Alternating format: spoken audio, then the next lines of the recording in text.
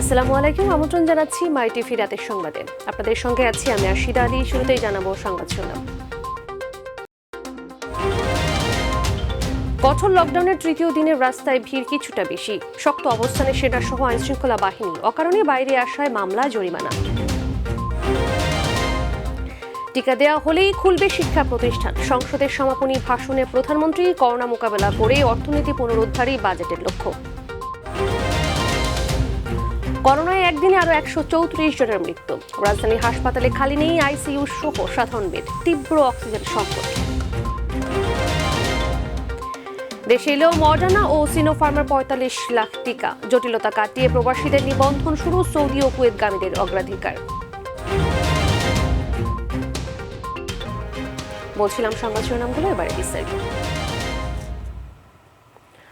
লকডাউনের তৃতীয় দিনে রাজধানীর রাস্তায় ভিড় কিছুটা বেশি, তবে আরও বেশি কড়াকড়ি অবস্থানে পুলিশ, র্যাব, প্রশাসন ও সশস্ত্র বাহিনী। তাদের শক্ত অবস্থানের মধ্যেও জরুরি প্রয়োজন ছাড়া রাস্তায় বের হওয়ার প্রবণতা থামেনি মানুষের। তবে এড়াতে পারেনি আইনশৃঙ্খলা বাহিনীর চোখ।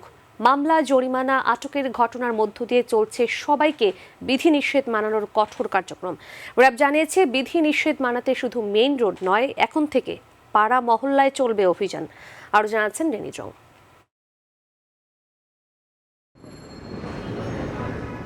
কঠোর লকডাউনে অপ্রয়োজনে ঘরের বাইরে আসায় রাজধানীর হাতিরঝিলের প্রবেশ মুখে পুলিশের জেরার মুখে পড়তে হলো।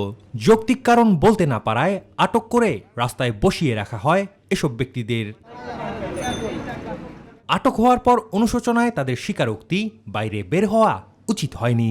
এটাই উচিত, লকডাউন যখন দিছে তাদের কথাটা মানা আমাদের উচিত, আমি মনে করি। আর এখনো ছাড়তেছে না, ছাড়লে মহাজনেদা যাব, টাকা নিব, বাজার করে বাসায় যাব। আবার গাড়ি নিয়ে এই ব্যক্তি বের হয়েছিলেন আম পৌঁছে দেওয়ার জন্য, কিন্তু জরুরি কাজ কিনা পুলিশের সেই প্রশ্নে আটকে যান তিনি। আপনার কাজটা তো জরুরি কাজের মধ্যে পড়লো না আসলে। আমার তো পচনশীল পণ্য, আমি কি করবো? আমার তো এত কিছু তো আর বাসায় রাখা। আপনি যদি বলেন ভাই আমি ফেরত চলে যাই। রাজধানীর প্রতিটি পয়েন্টেই রয়েছে পুলিশের চেকপোস্ট, সেই সাথে রয়েছে সেনাবাহিনী, বিজিবির টহল ও তল্লাশি। বিভিন্ন স্থানে তৎপর র্যাবের ভ্রাম্যমাণ আদালত।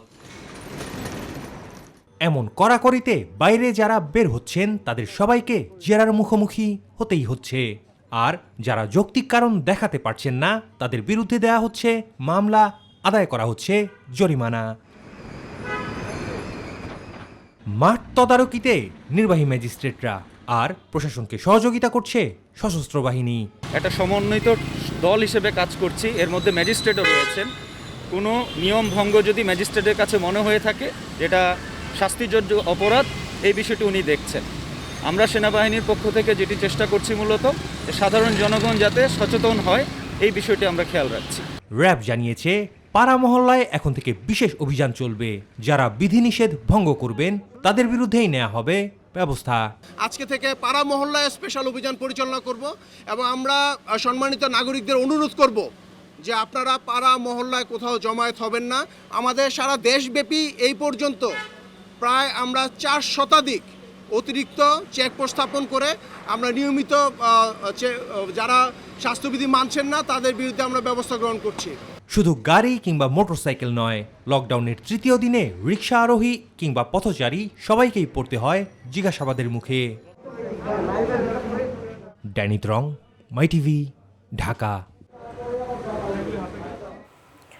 দর্শক, জানবো লকডাউনের আরো কিছু খবর। তো এই মুহূর্তে রাজধানীর পশ্চিম রাজাবাজার এলাকায় আছেন আমাদের বিশেষ প্রতিনিধি এসকে লিটন। আমরা সরাসরি চলে যাচ্ছি তার কাছে। লিটন, কঠোর লকডাউনের আজ তো তৃতীয় দিন চলছে, তো তৃতীয় দিনে সড়কে এবং অলিতে গলিতে আপনি লকডাউনের কেমন পরিস্থিতি দেখতে পাচ্ছেন?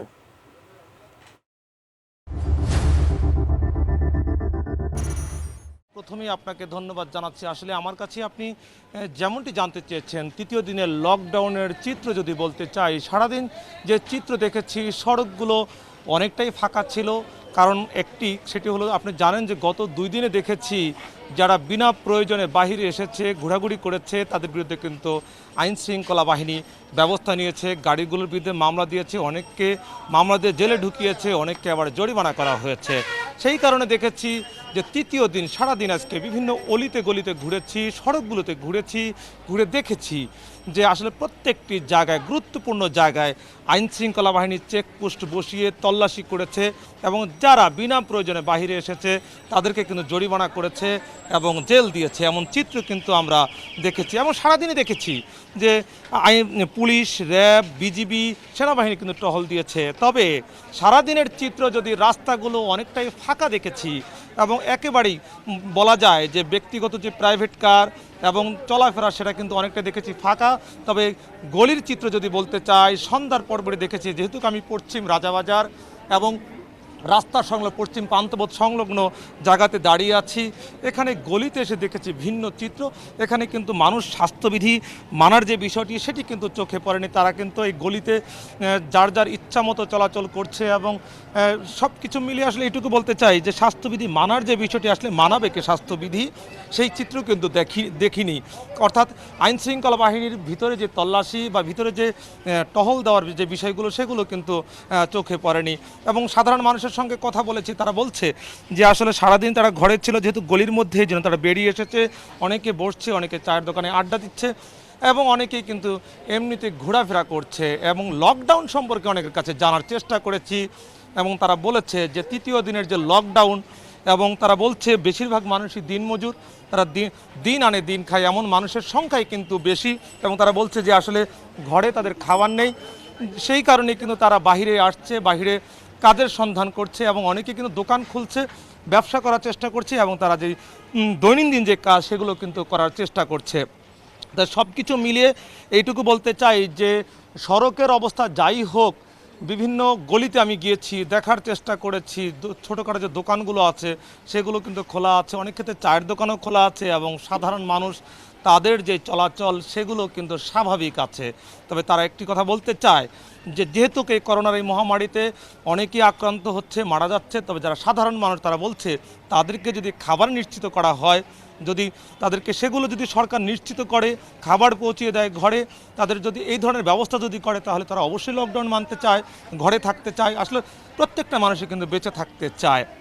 তা যেহেতু এই অলিতে গলিতে সমস্ত খবর নিয়েছি এবং অনেকেই বিনা প্রয়োজনে কেন বের হচ্ছে কেন সেগুলো জানার চেষ্টা করে। তারা অনেকেই বলছে যে কেউ ওষুধ কিনতে যাচ্ছে, কেউ বা আবার হাসপাতালে রুগী আছে, নিজেই অসুস্থ, অনেকে আবার বাজার করার কথা বলছে।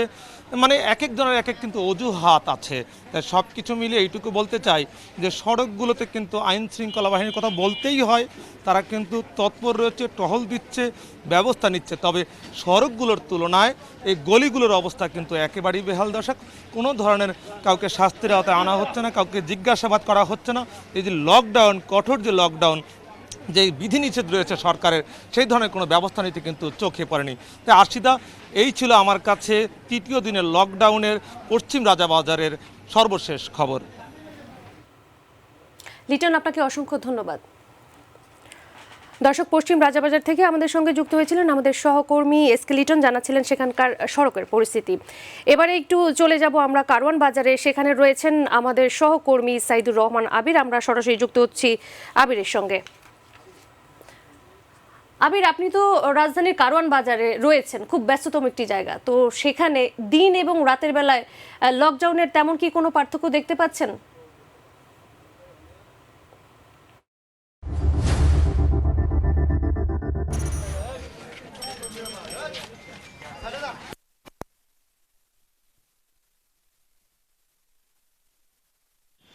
চত্বরে অবস্থান করছি। এর কিছুক্ষণ আগে আমার সহকর্মী এসকে লিটন যেমনি পূর্ব রাজাবাজার এলাকার যে চিত্র দেখালেন দর্শকদের, তার চেয়ে কিন্তু এই কারওয়ান বাজার এলাকার একটু পার্থক্য রয়েছে অনেকটাই। সেই পার্থক্যটা কিন্তু ইতিবাচক অর্থে আমি বলছি। এবং আপনি জানতে চেয়েছেন দিন এবং রাতের লকডাউনের যে পার্থক্য, সেখানেও কিন্তু একটি ভালো ইতিবাচক পার্থক্য রয়েছে। এখানে আমরা ঠিক এখন যেমনি সরাসরি সম্প্রচার দেখাচ্ছি এইখানের চিত্র এবং এখানের মানুষের চলাচল এবং এখানের যানবাহন, তার আগে কিন্তু দিনে কিন্তু এর চেয়ে আমরা একটু বেশি দেখেছি, কিন্তু খুব যে বেশি মানুষের চলাচল এই কারওয়ান বাজার এলাকায়, খুব যে বেশি যানবাহন তা কিন্তু নয়। কিন্তু এই সন্ধ্যা হওয়ার পরপরই, অর্থাৎ আমরা কিন্তু এখানে 6:30টার পরপরই এই রাজধানী কারওয়ান বাজার এলাকায় এসেছি। আসার পরে কিন্তু আমরা দেখেছি যে যতই সময় যাচ্ছে, সময়ের সাথে সাথে কিন্তু যেমনি কমছে মানুষের চলাচল, তেমনি কমছে যানবাহন। আপনি দেখতে পাচ্ছেন যে এই আমার ক্যামেরা পার্সনের ক্যামেরা যেদিকেই যাক, আপনি দেখতে পাচ্ছেন শুধু রিক্সা, এবং এই যে যানবাহনগুলো দেখতে পাচ্ছেন এগুলো কিন্তু অধিকাংশই অ্যাম্বুলেন্স, রোগীবাহী যানবাহন, এবং পাশাপাশি কিন্তু রিক্সা চলছে বেশি। এর বাইরে ছোট কয়েকটি আমরা পিকআপ দেখছি, যেগুলো কিন্তু পণ্যবাহী যানবাহন। আপনি দেখতে পাচ্ছেন অধিকাংশই অ্যাম্বুলেন্স রোগীবাহী, এবং প্রাইভেট কার মাঝে মধ্যে দুই একটি দেখা যাচ্ছে এই ব্যস্ততম এলাকায়। সেগুলো কিন্তু বিভিন্ন যারা জরুরি প্রয়োজনের মধ্যে, আপনার লকডাউনের বিধিনিষেধের মধ্যেই জানছেন সেগুলো। তো আপনাকে নিশ্চিত করতে চাই, আপনার মাধ্যমে দর্শকদের নিশ্চিত করতে চাই যে রাতের এবং দিনের লকডাউনের মধ্যে কিন্তু এই কারওয়ান বাজারে ব্যস্ততম এলাকায় যথেষ্ট পার্থক্য রয়েছে। সেটি ইতিবাচক পার্থক্য। সন্ধ্যা গড়িয়ে রাত হওয়ার পাশাপাশি কিন্তু এই এলাকায় যানবাহনও যেমনি কম, এবং মানুষের চলাচল কম, এবং আইন শৃঙ্খলা বাহিনীর তৎপরতা এবং উপস্থিতি বেশ জোরালোই আমাদের চোখে পড়ছে। এই ছিল রাজধানীর অন্যতম ব্যস্ততম এলাকা কারওয়ান বাজার থেকে আমার কাছে রাতের লকডাউনের সবশেষ খবর। আরশিদা। আবির, আপনাকে অসংখ্য ধন্যবাদ। দর্শক, রাজধানীর কারওয়ান বাজার এলাকা থেকে আমাদের সঙ্গে যুক্ত হয়েছিলেন আমাদের সহকর্মী সাইদুর রহমান আবির, জানাচ্ছিলেন সেখানকার লকডাউন পরিস্থিতি। জানাবো অন্যান্য খবর। কঠোর লকডাউনের তৃতীয় দিনে বাংলাদেশ করোনা সংক্রমণ রুখতে মাঠে তৎপর সেনা সহ বিভিন্ন বাহিনী। বিধিনিষেধ না মানলে দেয়া হচ্ছে মামলা, করা হচ্ছে জরিমানা। বিশেষজ্ঞরা বলছেন, করোনার শুরু থেকেই এমন দৃশ্যমান পদক্ষেপ নিলে সৃষ্টি হতো না উদ্বেগজনক পরিস্থিতি। ধারাবাহিকতা ধরে না রাখলে সামনে অপেক্ষা করছে আরো ভয়াবহ দিন। মাহবুব সৈকত জানাচ্ছেন বিস্তারিত। করোনার সর্বগ্রাসী সংক্রমণ ঠেকাতে সারা দেশে চলছে কঠোর লকডাউন। বিধিনিষেধ কার্যকরে পুলিশ, র্যাব ও বিজিবির পাশাপাশি মাঠে তৎপর সেনাবাহিনীও। অকারণে ঘর থেকে বেরোলেই মুখোমুখি হতে হচ্ছে মামলা ও জরিমানার। তবে চলমান লকডাউন নিয়ে মিশ্র মত রয়েছে জনস্বাস্থ্য বিশেষজ্ঞদের। এক সপ্তাহ লকডাউন দেবেন, তারপরে বাড়াবেন, এটা কিন্তু নিয়ম না। আপনাকে লকডাউন মিনিমাম 2 সপ্তাহের দিতে হবে। পুরো সংক্রমণটাকে নিয়ন্ত্রণ করতে হবে, পাশাপাশি জনগণকেও নিয়ন্ত্রণ করে ফেলতে হবে। তারা যদি ঠিক সময়ে যথেষ্ট তৎপরতা দেখাতেন, তাহলে আসলে আমাদের এই পরিস্থিতি হতো না। বিশ্লেষকরা বলছেন, সামাজিকভাবে ছড়িয়ে পড়া এই মহামারী রুখতে চাই সময়োপযোগী ও ধারাবাহিক পদক্ষেপ। সংক্রমণ যেহেতু গ্রামে গঞ্জে ছড়িয়ে পড়েছে, তো সুতরাং আমরা যে লকডাউনটা করছি সেটা মূলত শহর কেন্দ্রিক, আপনি জানেন। 1 2 নম্বর হলো, একটা বাড়িতে যখন সংক্রমণ হচ্ছে তখন সেই রোগীগুলোকে বিচ্ছিন্ন না করার ফলে বাড়ির অন্য বেশিরভাগ সদস্য আক্রান্ত হচ্ছে। সামনের দিকে আরো বেশি সংক্রমণ, আরো বেশি মৃত্যু, এটা হবে না, এটা কেউই নিশ্চিত করে বলতে পারে। প্রতিটি উপজেলায় আমরা যদি অ্যান্টিজেন টেস্টটা করার ব্যবস্থা করতে পারি, পরীক্ষা করে পজিটিভ পেলে তাকে আমরা আইসোলেশনে নিয়ে যাব, আর তার মাধ্যমে এই চেষ্টা করব বের করতে তার সংস্পর্শে কারা এসছে, এবং আইসোলেট করে তাদেরকে চিকিৎসার আওতায় আনতে। সবার জন্য টিকা নিশ্চিত করার তাগিদও দিলেন চিকিৎসকরা। যে ভ্যাকসিন দিলে কোভিডটা যাদের পজিটিভ হয় তারা মাইল্ড উপসর্গে থাকে, এটা সবচেয়ে বড় বেনিফিট। সুতরাং এই জন্য আমরা বলি যে ভ্যাকসিনের একটা ভালো ইফেক্ট হচ্ছে আপনি মাইল্ড উপসর্গের মধ্যে দিয়ে চলে গেলেন। সবার সক্রিয় অংশগ্রহণে লাগাম টানা যাবে করোনা সংক্রমণের, এমনটাই প্রত্যাশা বিশেষজ্ঞদের। যেহেতু আমাদের এর আগে একটা কুরবানির অভিজ্ঞতা আছে এবং এর পরে তিনটা ঈদ কিন্তু আমরা এখানে কাটালাম, সুতরাং আমি মনে করি যে সবাই জেনে গেছে যে কি করতে হবে। মাহবুব সৈকত, মাইটিভি, ঢাকা। শিক্ষক শিক্ষার্থীদের করোনা টিকা প্রদান করা শেষ হলেই শিক্ষা প্রতিষ্ঠান খুলে দেওয়া হবে বলে জানিয়েছেন প্রধানমন্ত্রী শেখ হাসিনা। সংসদে বাজেট অধিবেশন সমাপনী ভাষণে তিনি এই কথা বলেন। প্রধানমন্ত্রী বলেন, দেশে আর টিকার সমস্যা হবে না। টিকা আসা শুরু করেছে, আরও বিভিন্ন উৎস থেকে টিকা আসবে। দেশের ৮০% মানুষের টিকার আওতায় আনা হবে। করোনা মোকাবেলা করে ক্ষতিগ্রস্ত অর্থনীতি পুনরুদ্ধার ও পিছিয়ে পড়া জনগোষ্ঠীর ভাগ্য উন্নয়নের লক্ষ্যেই এবারের বাজেট প্রণয়ন করা হয়েছে বলেও জানান সংসদ নেতা শেখ হাসিনা। সাইদুর রহমান জানাচ্ছেন বিস্তারিত। মাননীয় সদস্যবৃন্দ, আজকের জাতীয় সংসদের বাজেট অধিবেশনের সমাপনী বক্তব্য রাখেন প্রধানমন্ত্রী শেখ হাসিনা। আমাদের জন্য এই সময়টা খুবই গুরুত্বপূর্ণ। এবারের বাজেট প্রণয়নে অগ্রাধিকার দেওয়া দিকগুলো তুলে ধরেন তিনি।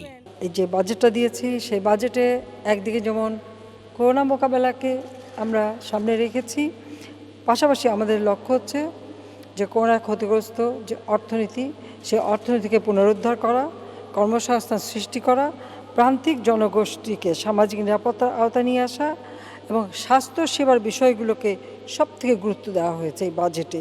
শিক্ষা প্রতিষ্ঠান খোলা নিয়ে কথা বলেন প্রধানমন্ত্রী। দেশের ৮০% মানুষকে টিকার আওতায় আনার কথা জানান তিনি। স্কুল বন্ধ আছে, কিন্তু পড়াশোনা যাতে বন্ধ না হয়, এই সংসদ টেলিভিশনের মাধ্যমে বিভিন্ন ক্লাস প্রতিদিন প্রচার হচ্ছে। তাছাড়া আমরা রেডিও এখন উন্মুক্ত করে দিয়েছি।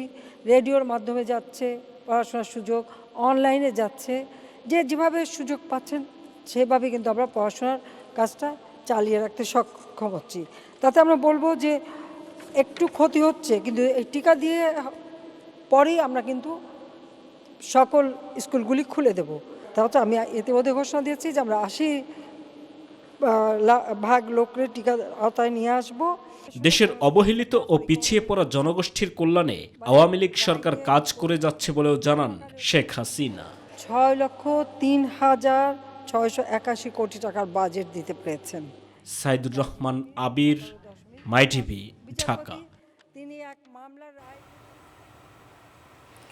দেশে টানা ৩ দিন ৮,০০০-এর বেশি করোনা রোগী শনাক্তের পর এই সংখ্যা ৬,০০০-এর ঘরে নেমেছে। তবে দৈনিক মৃত্যু ৭ দিনের মতো ১০০-র বেশি রয়েছে।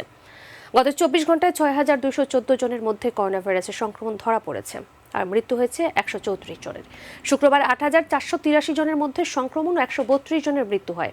স্বাস্থ্য অধিদপ্তর জানিয়েছে, নতুন রোগীদের নিয়ে দেশে করোনার আক্রান্তের সংখ্যা পৌঁছেছে ৯,৩৬,২৫৬ জনে, আর মৃতের সংখ্যা বেড়ে দাঁড়ালো ১৪,৯১২ জনে। শেষ ২৪ ঘন্টায় সবচেয়ে বেশি ৩৯ জনের মৃত্যু হয়েছে খুলনা বিভাগে। ঢাকা বিভাগে মৃত্যু হয়েছে ৩৮ জনের। রাজশাহী বিভাগে ২৩, রংপুরে ১৫ ও চট্টগ্রাম বিভাগে মারা গেছেন ১১ জন করে। বাকিরা অন্য বিভাগের। গত ২৪ ঘন্টায় ২২,৬৮৭ জনের নমুনা পরীক্ষা করা হয়। পরীক্ষার বিপরীতে রোগী শনাক্তের হার ২৭.৩৯%। রাজধানীর হাসপাতালগুলোতে বেড়েই চলেছে করোনা রোগীর সংখ্যা। অধিকাংশ হাসপাতালে খালি নেই আইসিইউ সহ সাধারণ বেড। অক্সিজেনের অভাবে রোগীর স্বজনরা ছুটছেন এক হাসপাতাল থেকে অন্য হাসপাতালে। গড়ে প্রতিদিন ৪০ থেকে ৫০ জন রোগী ভর্তি হচ্ছেন করোনা ডেডিকেটেড হাসপাতালে। আর জানছেন রাকিব হাসান। কুর্মিটোলা জেনারেল হাসপাতাল, যেখানে শুরু থেকেই করোনা রোগীদের জন্য তৈরি করা হয়েছে আলাদা ইউনিট। সাধারণ বেডের সংখ্যা ৩০০ হলেও বর্তমানে করোনা রোগী ভর্তি রয়েছে ৩২৬ জন। 10টি আইসিইউ বেডের মধ্যে খালি নেই একটিও। ২৪ ঘন্টায় রোগী ভর্তি হয়েছে ৫২ জন। প্রতিনিয়তই দেশের বিভিন্ন প্রান্ত থেকে রোগী নিয়ে আসছেন স্বজনরা। এক সপ্তাহ যাবত ঠান্ডা জ্বর, হ্যাঁ কাশের পরে ওনার আবার হার্টের সমস্যা আছে, আগে থেকে শ্বাসকষ্ট হইতো, ঠান্ডা লাগলে শ্বাসকষ্ট হয়। বাবা এবং মা ভর্তি হয়েছিল গত 4 দিন আগে, আর গত 1 তারিখে আমি আর আমার বোনের টেস্ট করার পরে আমারটা নেগেটিভ আসে, আর গতকাল আপুর রেজাল্ট আসে পজিটিভ। তারপরে গতকাল রাতে আপু ভর্তি হয়ে গেছে। হাসপাতালের সামনেই দাঁড়িয়ে রয়েছে লাশবাহী গাড়ি। ভর্তি রোগীদের অনেকের অবস্থাই আশঙ্কাজনক। আমি লক্ষ্মীপুর সদর থেকে আসছি, তো আজকে 4 দিন 3 দিন পর্যন্ত আমরা আইসিইউর জন্য অপেক্ষা করতেছি। এখন আইসিইউ খালি পাই নাই, বলছে সব পুরা। আমার আবার অবস্থা খুবই খারাপ। আসতে রাস্তায় অনেক সমস্যা হয়েছে, যে কারণে যে গাড়ি ঘোড়া কিছুই চলে না। বাট আপনার রাস্তায় প্রশাসনিকের লোক আছে, অনেক কষ্ট করে এখানে আসা হয়েছে। আর যে অ্যাম্বুলেন্স ভাড়াটাও অনেক বেশি, রিডাবল। ডিএনসিসি কোভিড ডেডিকেটেড হাসপাতালের অবস্থাও একই, তবে এখানে আইসিইউ বেডের সংখ্যা অধিক হওয়ায় ফেরত দেওয়া হচ্ছে না কাউকেই। পেশেন্ট প্রতিদিনই বাড়ছে, আর বিশেষ করে গত আমি বলবো যে 5-7 দিন ধরে আমাদের এখানে কিন্তু গড়ে 40-এর মতো আমরা পেশেন্ট অ্যাভারেজে ভর্তি করছি এবং এই 40 জন পেশেন্টের মধ্যে আপনার 25 জনের গড়ে আমার আইসিইউতে সরাসরি নিতে হচ্ছে আর বাকিদেরকে আমরা এসডিইউতে নিচ্ছি। সংক্রমণের হার এভাবে বাড়তে থাকলে হাসপাতালের সক্ষমতা আরও বাড়ানোর পরামর্শ দিয়েছেন হাসপাতালটির পরিচালক। তো এখন পরিস্থিতিটা যেটা দাঁড়িয়েছে যে আমরা এটা চালিয়ে যাওয়া একদিকে, পাশাপাশি সক্ষমতা বৃদ্ধির জন্য আমাদের চেষ্টাটা এর মধ্যেও চালিয়ে যেতে হবে। যুদ্ধ চলছে, যুদ্ধের মধ্যেও তো আমরা আমাদের স্ট্রেংথকে এনহ্যান্স করতে পারি। রাকিব হাসান, মাই টিভি, ঢাকা। কোভ্যাক্স সুবিধার আওতায় যুক্তরাষ্ট্রের মডার্না এবং চীন থেকে সিনোফার্মের প্রায় 45 লাখ টিকা দেশে পৌঁছেছে। শুক্রবার রাত 11:30টায় বিশেষ বিমানে প্রথমে যুক্তরাষ্ট্রের মডার্নার তৈরি 12.5 লাখ টিকা দেশে পৌঁছায়। পরে চীনের কাছ থেকে কেনা টিকার প্রথম চালানো দেশে পৌঁছে। সকালে পৌঁছায় যুক্তরাষ্ট্র থেকে মডার্নার অবশিষ্ট 12.5 লাখ টিকা। যুক্তরাষ্ট্রের টিকা গ্রহণ করতে বিমানবন্দরে উপস্থিত ছিলেন পররাষ্ট্রমন্ত্রী ডক্টর AK আব্দুল মোমেন ও স্বাস্থ্যমন্ত্রী জাহিদ মালিক এবং মার্কিন রাষ্ট্রদূত আর্ল রবার্ট মিলার। স্বাস্থ্যমন্ত্রী বলেন, দেশে এখন আর টিকার অভাব হবে না। ডিসেম্বরের মধ্যে 5 কোটি মানুষকে 2 ডোজ করে টিকা দেওয়া সম্ভব হবে। বিভিন্ন দেশের সঙ্গে টিকা নিয়ে আলোচনা চলছে বলে জানান পররাষ্ট্রমন্ত্রী আব্দুল মোমেন। সার্ভার জটিলতা কাটিয়ে প্রবাসী কর্মীদের টিকা নিবন্ধন শুরু হয়েছে। অনলাইনের পাশাপাশি সারা দেশে 1/2 কেন্দ্রে চলছে নিবন্ধন কার্যক্রম। অগ্রাধিকার ভিত্তিতে এখন পাচ্ছেন সৌদি ও কুয়েত গমনিচ্ছুরা। পর্যায়ক্রমে অন্যরাও নিবন্ধনের সুযোগ পাবেন বলে জানিয়েছেন প্রবাসী কল্যাণ ও বৈদেশিক কর্মসংস্থান মন্ত্রণালয়ের সিনিয়র সহকারী সচিব সরোর আলম। আরও জানাচ্ছেন SM আরিফ। শুক্রবার থেকে শুরু হওয়ার কথা থাকলেও সার্ভার জটিলতায় একদিন পরে শুরু হয় প্রবাসী কর্মীদের টিকা নিবন্ধন কার্যক্রম। সারা দেশের মতো রাজধানীর ইস্কাটনের প্রবাসী কল্যাণ ভবনে অগ্রাধিকার ভিত্তিতে টিকা নিবন্ধন করতে পারছেন সৌদি ও কুয়েত গমনিচ্ছুরা। এজেন্টের দোকানে গেছি, তারা অনেক চেষ্টা করছে, তারা প্রোগ্রামই বুঝতেছে না। ফর্ম যখন ফিল আপ করছি তখনই ট্রাই করছিলাম, তো হচ্ছিল না। যত তাড়াতাড়ি ভ্যাকসিন দিয়ে চলে যাব আমার জন্য ভালো। স্ব জেলায় নিবন্ধনের কথা থাকলেও ঢাকায় অবস্থানরত সৌদি ও কুয়েত প্রবাসী সবাই নিবন্ধনের সুযোগ পাচ্ছেন। দেশে যাইতে হলে অনেক জার্নি হইতো, কষ্ট হইতো। প্রবাসীদের জন্য এইটুকু করছে, যেটার জন্য আমাদের আলহামদুলিল্লাহ। মানুষ কোনো কথা শুনতে চায় না, ওনারা একভাবে ইনস্ট্রাকশন দেয় কিন্তু লোকজন করে সম্পূর্ণ বিপরীত। প্রথম ডোজ টিকা নেওয়ার 14 দিনের মধ্যে বিদেশে গেলে কোয়ারেন্টিন বাধ্যতামূলক। ভিসার মেয়াদ কম থাকায় অনেকে রয়েছেন দুশ্চিন্তায়। প্রথমে একটা ডোজ দিয়ে দেবে, বাকি এক ডোজ সৌদিতে যায় দিতে পারবো, এটা শুনে আসছিলাম। এখন বলতেছে না, এখনো পারবেন না, কমতে কম 14 দিন থাকতে হবে। তাই আজকে নিবন্ধন করে গেলে হয়তো আমি আরো 2 মাস ভিসার মেয়াদ বাড়াবো। আমার ভিসার মেয়াদ আছে মানে এই চলতি মাসের 11 তারিখ পর্যন্ত, আমি আরো বাড়াইতে চাচ্ছি আর কি। টিকা নিবন্ধনের খবরে সৌদি ও কুয়েত ছাড়া অন্য দেশের প্রবাসীরাও ভিড় করেন প্রবাসী কল্যাণ ভবনে। আমি আগে জানতাম না, আমি হেনা আসা পরে জানতেছি আর কি। সৌদি আরব কুয়েত ছাড়া তো ভাই উমানসা দিচ্ছে না। পর্যায়ক্রমে সবাইকে নিবন্ধনের সুযোগ দেওয়া হবে বলে জানিয়েছেন প্রবাসী কল্যাণ ও বৈদেশিক কর্মসংস্থান মন্ত্রণালয়ের সিনিয়র সহকারী সচিব। টিকা নিয়ে যে সমস্যাটা ছিল সেটা কিন্তু আমরা আশা করছি খুব দ্রুতই কেটে যাবে। কারণ ইতিমধ্যে আপনারা জানেন যে আমাদের বড় একটা চালান মডার্না এবং সিনোফার্মের টিকা আসছে। সুতরাং আমি মনে করি সকল প্রবাসী টিকা পাবে, প্রস্তুত হওয়ার কিছু নেই, শুধু প্রবাসীদের ধৈর্য ধরে। আমি প্রবাসী অ্যাপসে নিবন্ধন হওয়ার পর টিকা নিতে হবে সুরক্ষা অ্যাপসের মাধ্যমে। সৌদি ও কুয়েতগামীদের ফাইজারের টিকা দেওয়া হবে ঢাকার 7টি হাসপাতালে। SM আরিফ, মাই টিভি, ঢাকা। ধন্যবাদ সাথে থাকার জন্য। পরবর্তী সংবাদ রাত 9:30 দেখার আমন্ত্রণ জানিয়ে বিদায় নিচ্ছি আমি আশির আলী। আল্লাহ হাফেজ।